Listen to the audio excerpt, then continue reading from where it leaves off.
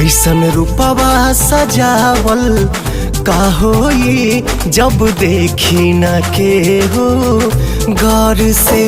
ऐसन रूपवा सजावल का होई जब देखी न के हो गौर से।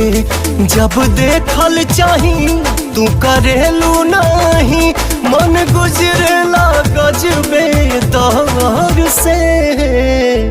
तुहर कजरा लगावल का होई जब देखी न के हो गौर से।